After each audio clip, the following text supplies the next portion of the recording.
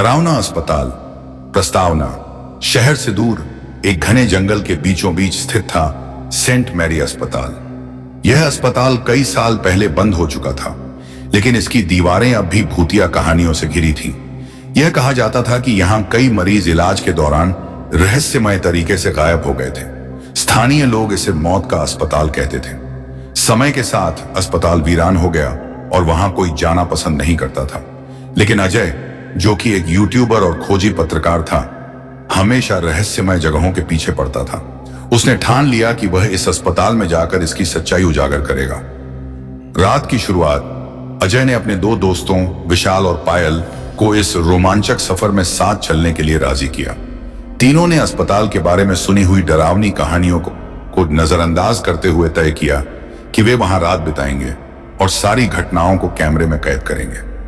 रात के करीब 10 बजे जब आसमान में घने बादल छाए हुए थे और हल्की बारिश हो रही थी, तीनों अस्पताल के सामने पहुंचे। इमारत जर्जर हो चुकी थी। काले और बिखरे पेड़ों के बीच यह एक खौफनाक छाया की तरह दिख रही थी। यह जगह सच में डरावनी है, पायल ने कांपते हुए कहा। यह सिर्फ एक इमारत है, बस दिमाग को शांत रखो, अजय ने जवाब दिया। अस्पताल का पहला कदम। अस्पताल का मुख्य दरवाजा आधा खुला था। तीनों ने टॉर्च जलाई और अंदर कदम रखा। जैसे ही उन्होंने प्रवेश किया, उन्हें अजीब सी गंध महसूस हुई, जैसे सड़ी गली चीजों की। अंदर का दृश्य और भी भयावह था। दीवारों पर खून जैसे निशान। यह जगह तो किसी डरावनी फिल्म जैसी लग रही है। अजय ने महसूस किया कि यहां कुछ अजीब है। उसे ऐसा लगा जैसे कोई उन्हें देख रहा हो। पहली घटना। जैसे ही वे रिसेप्शन के पास पहुंचे, पायल को लगा कि उसने किसी के कदमों की आवाज सुनी। तुम लोगों ने सुना? उसने घबराकर पूछा। कुछ नहीं होगा, यह पुरानी इमारत है, आवाजें आना स्वाभाविक है, विशाल ने कहा। लेकिन तभी रिसेप्शन काउंटर पर रखा एक पुराना घंटा अपने आप बजने लगा। तीनों डर से एक दूसरे को देखने लगे। शायद हवा से या किसी जानवर ने छुआ होगा, अजय ने कहा, लेकिन उसकी आवाज में भी घबराहट झलक रही थी। अस्पताल के अंदरूनी हिस्से। तीनों ने तय किया कि वे अस्पताल के अंदर गहराई में जाकर देखेंगे। जैसे जैसे वे आगे बढ़े, माहौल और अजीब होता गया। हर कोने पर लगे शीशे टूटे हुए थे और उनमें से कई पर अजीब आकृतियां बनी हुई थीं। वे एक बड़े हॉल में पहुंचे जहां ऑपरेशन थिएटर हुआ करता था। दरवाजे पर एक बोर्ड लटका हुआ था जिस पर लिखा था, यहां केवल डॉक्टर प्रवेश कर सकते हैं। अजय ने दरवाजा खोला और अंदर का दृश्य देखकर पायल चीख पड़ी। कमरे के बीचों बीच एक पुराना ऑपरेशन टेबल था जिस पर खून के सूखे धब्बे थे। पास में ही कुछ मेडिकल औजार रखे थे जिन पर भी खून के निशान थे। तभी टेबल के पास पड़ा एक स्टेथोस्कोप अपने आप हिलने लगा। यह कैसे हो सकता है?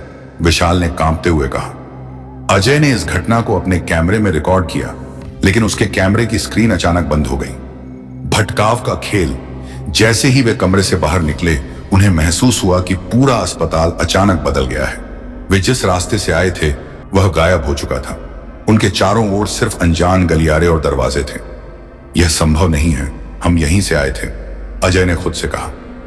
मुझे यहां से बाहर जाना है, पायल डर के मारे रोने लगी, लेकिन अजय और विशाल ने उसे शांत रहने को कहा। उन्होंने तय किया कि वे अलग अलग हिस्सों की जांच करेंगे। अजीब परछाइयां।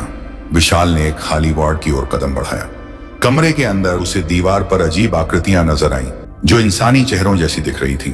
वह करीब गया और जैसे ही उसने उन्हें छूने की कोशिश की, वे चेहरे हिलने लगे। तुम यहां क्यों आए हो? दीवारों से आवाजें आने लगीं।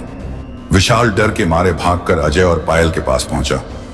यहां कुछ है जो हमें यहां नहीं देखना चाहता, उसने हांफते हुए कहा। सच्चाई का पता लगाना। अजय ने हिम्मत जुटाई और अस्पताल की पुरानी फाइलें खोजने की कोशिश की। वह रिसेप्शन के पीछे बने एक कमरे में गया। वहां उसे एक अलमारी मिली जिसमें कुछ फाइलें और दस्तावेज थे। फाइलों में एक मरीज का रिकॉर्ड मिला जिसका नाम रिया शर्मा था।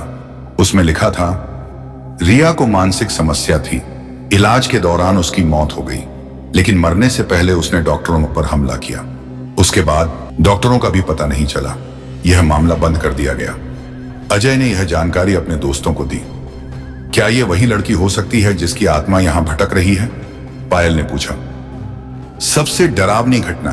जैसे ही उन्होंने फाइल बंद की, अस्पताल की लाइट्स छपकने लगी। दूर से एक महिला के चीखने की आवाज आई। तीनों ने उस आवाज का पीछा किया और खुद को एक बंद वार्ड में पाया। वहां एक पुरानी व्हील चेयर खुद ब खुद घूम रही थी। अचानक कमरे के कोने से एक धुंधली परछाई उभरी। वह एक महिला की थी। उसकी आंखें खून जैसी लाल थीं और वह सीधे अजय की ओर देख रही थी। तुमने यहां कदम क्यों रखा? उसने डरावनी आवाज में पूछा। अजय के हाथ पैर कांपने लगे।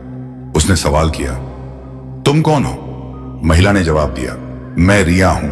यह अस्पताल मेरा है। जो भी यहां आता है उसे यहीं रहना पड़ता है। भागने की कोशिश। तीनों ने वहां से भागने की कोशिश की, लेकिन अस्पताल के दरवाजे बंद हो चुके थे। हर कोने से अजीब आवाजें आ रही थीं, चीखने, हंसने और रोने की। अस्पताल की दीवारें हिलने लगी और फर्श में दरारें पड़ने लगी। हमें यहां से बाहर निकलना होगा, विशाल ने चिल्लाया। अजय ने अपनी टॉर्च की रोशनी से दरवाजा खोजने की कोशिश की। आखिरकार उन्हें एक खिड़की मिली जो आधी खुली थी। अस्पताल से बाहर किसी तरह तीनों खिड़की से बाहर कूदे और दौड़ते हुए जंगल की ओर भागे। लेकिन जैसे ही उन्होंने पीछे मुड़कर देखा, अस्पताल गायब हो चुका था। उनकी सांसें तेज हो रही थीं। अजय ने कैमरे की रिकॉर्डिंग चेक की, लेकिन उसमें सिर्फ स्टैटिक शोर था। क्या यह सब सच था या हमारा वहम? पायल ने कांपते हुए पूछा। लेकिन अजय को पता था कि यह सच था।